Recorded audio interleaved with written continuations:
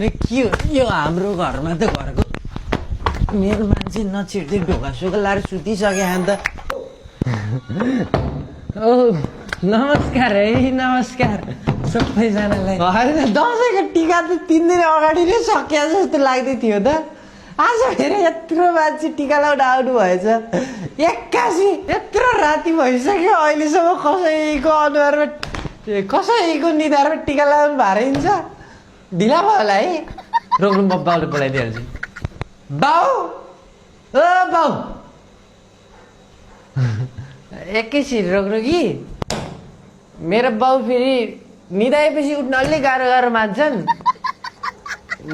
बाउले म जसरी लिएर आउँछु बाउ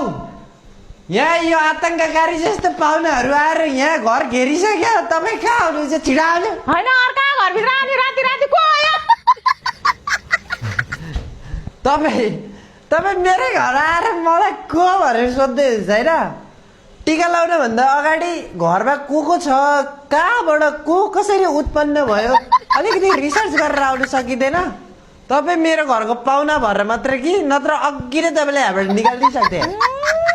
रिस उठ्ने अहिलेको पालि झुकिए पनि अर्को चोटिबाट चाहिँ नझुकिनु होला म चाहिँ यो घरको जेठो छोरो को अब तिमी जाँड खाएर आएर राति राति अर्काको घर हल्ला गर्ने बा सोध्नु छैन खोज्नु छैन आफै किचनभित्र छिराछ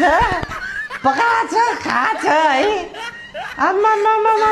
पाहुना हो कि आतंककारी हो बे